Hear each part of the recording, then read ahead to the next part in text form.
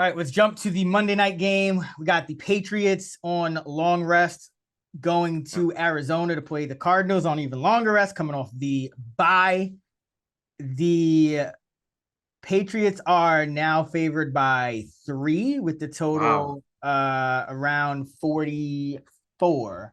So this line was sitting around 1.5, but just got hit up to 3 here. And I mean, I can't really knock it. The Cardinals just don't play well at home for whatever reason. It's hard to kind of peg. I've been watching Hard Knocks trying to figure out what is their preparation like what is it about playing at home? I mean, Budda Baker brought it up in the locker room after I think it was a loss to Seattle at home, if I'm not mistaken. But I still can't explain it. But that is something to keep in mind as you're rostering your guys, because I would kind of skew New England heavy.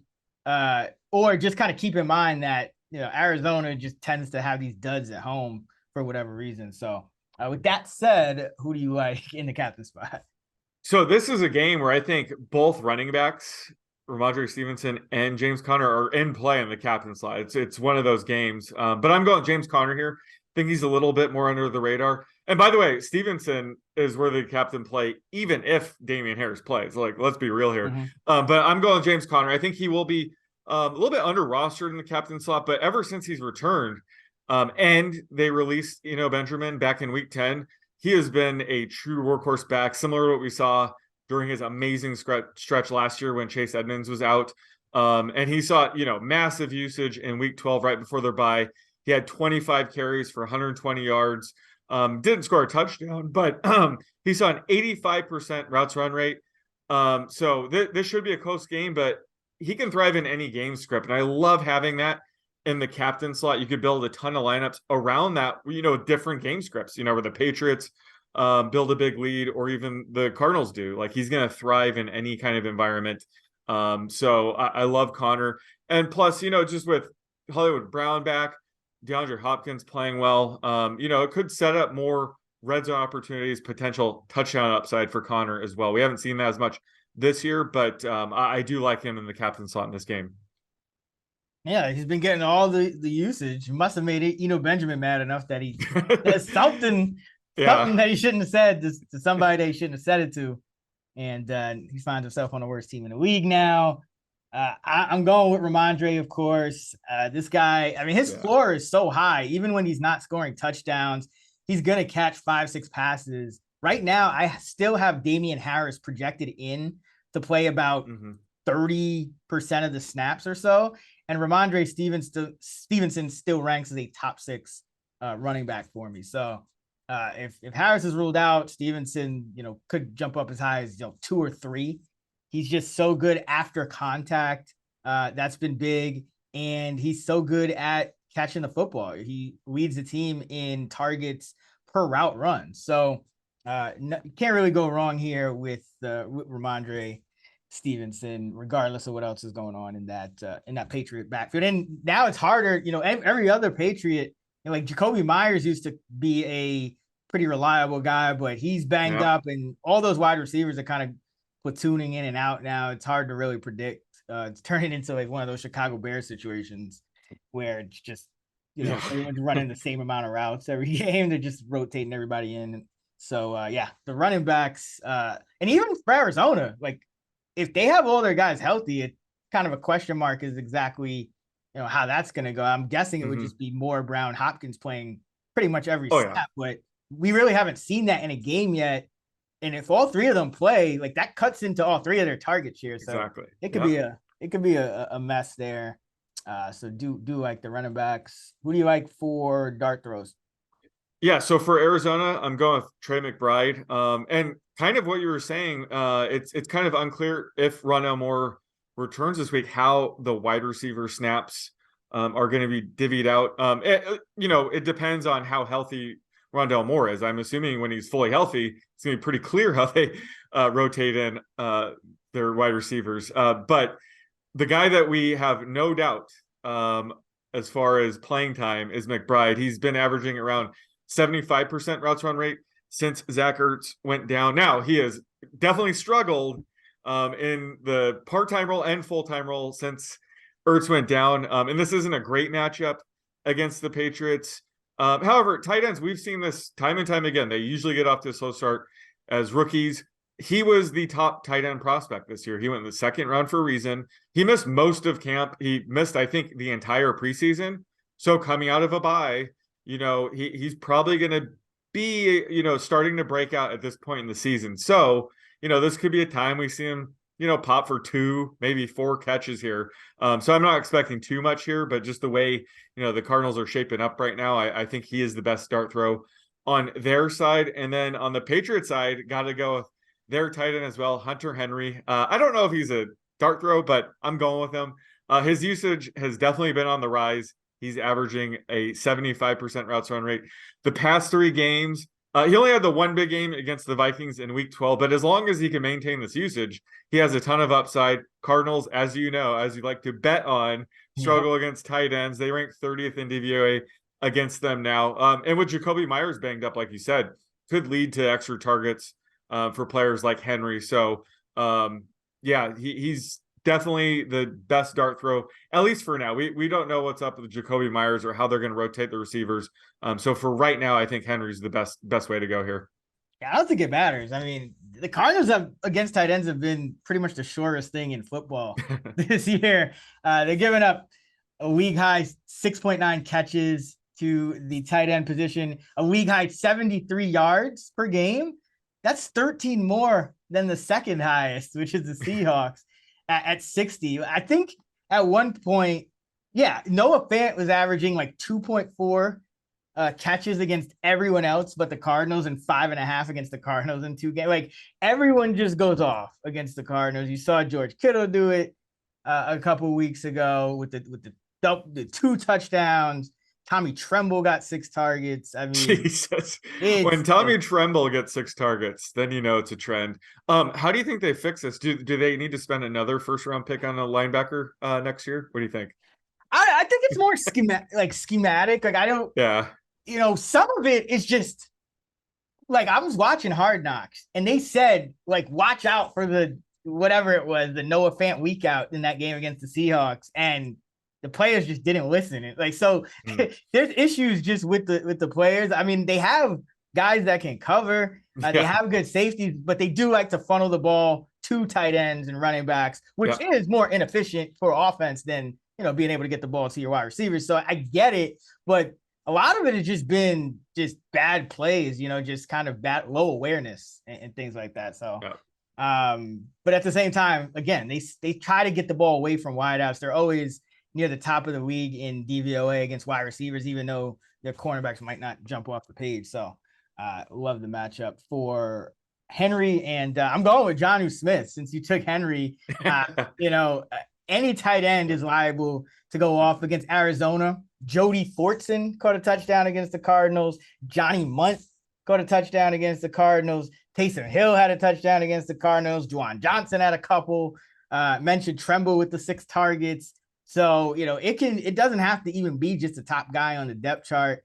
And there's been a lot of barking with Mac Jones and just a lot of talk about this offense is not running optimally. So, long 10-day rest, they might make some changes, maybe go back to some things Mac Jones is more comfortable with. And they're paying these tight ends all this money. So, they finally started using Henry more. Maybe Jonnu is next. And his target rate per route is 23.6%. That's actually second on a team behind Ramondre. So if he could just get him on the field, I think he can have a big game. And if they're not using heavy personnel and just, doing misdirections, rolling Mac out, some play action, getting these tight end involved, I don't really know what Matt Patricia's doing because the blueprint, we've seen it time and time again against this defense.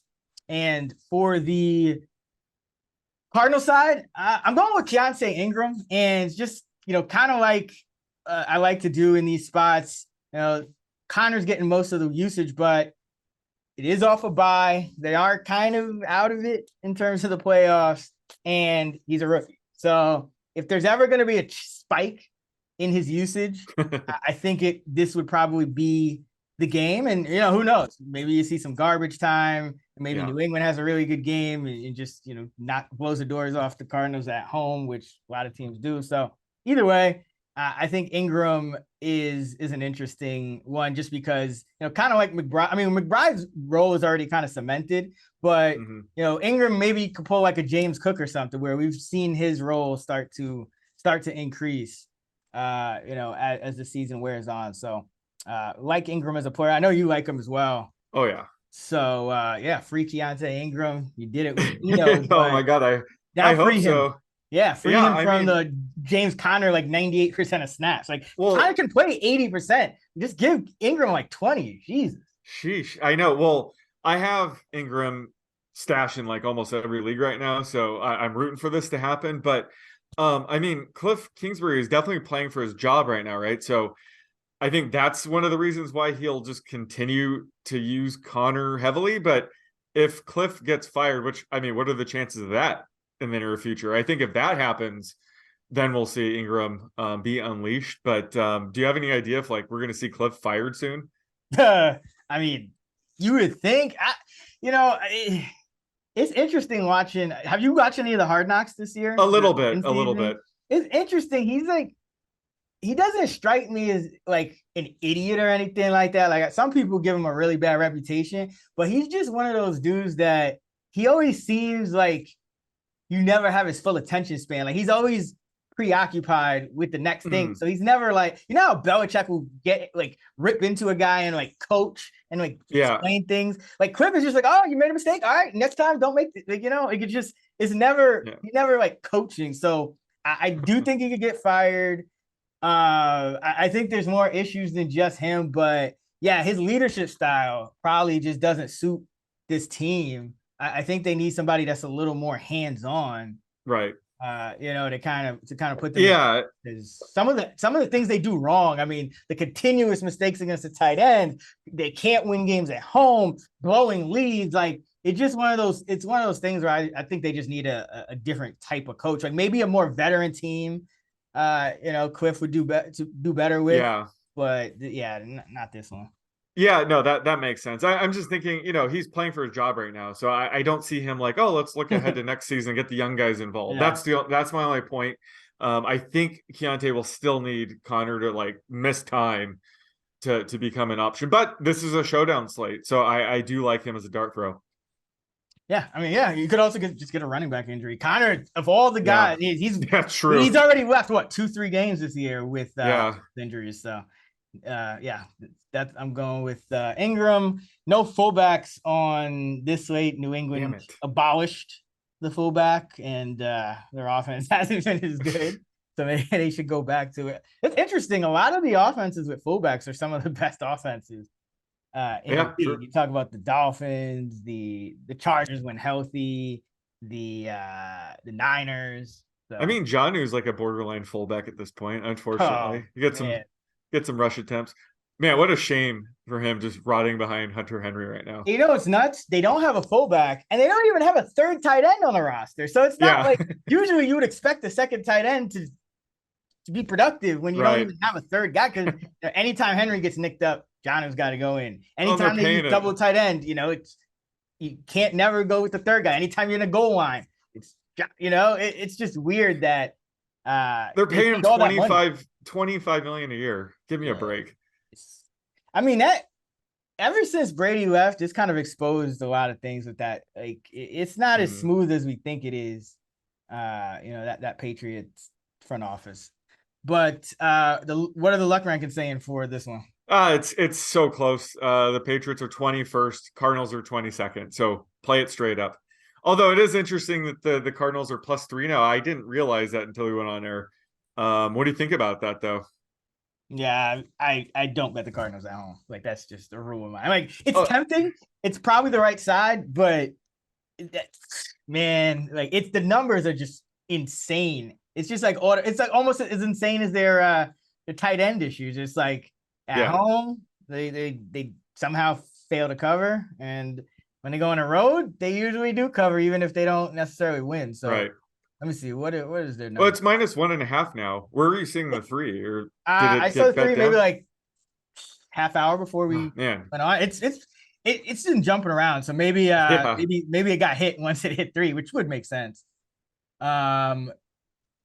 Yeah, they're 12 and 18 against the spread under Kingsbury at home, and that's because they've actually they're 500 against the spread this year. So before that, they were 9 and 15. But yeah, they're just not a team I would trust at home, especially Belichick coming off a bye, Belichick coming off a loss. Usually, his teams tend to play well in those spots, which is probably why it got up to 3 in the first. But see, yeah, I'm probably not gonna be on the Cardinals. I'm probably gonna be on some type of Hunter Henry prop in that game. Oh, nice. Yeah. That seems that's what I did when one of us writes up the primetime game on actionnetwork.com. So I think for that Mexico game, I was like, you know what? I'm not gonna take a side in this game. I don't want to weigh points with the Niners, but I'm definitely not betting the Cardinals here. So I just took George Kittle prop and makes sense. But that is going to do it for the week 14 Fantasy Flex Night Shift podcast. You can find Sean on Twitter at @the_oddsmaker. You can find me at Chris Raybon, and you can find us at those same handles at the free award-winning Action Network app. To find 2 of the most accurate rankers in the game's fantasy rankings, head over to actionnetwork.com. You can also view the rankings in the app as well. And if you're looking for more great content, be sure to check out our full player projections episode, which is out now over on the Action Network podcast channel. And we got our fantasy preview episode where we break down the main slate right here on this channel. Also, don't forget to check out News and Waivers Fantasy Flex every Monday from Samantha Praviti and Mike Triplett. Until next time, let's get this shmoney.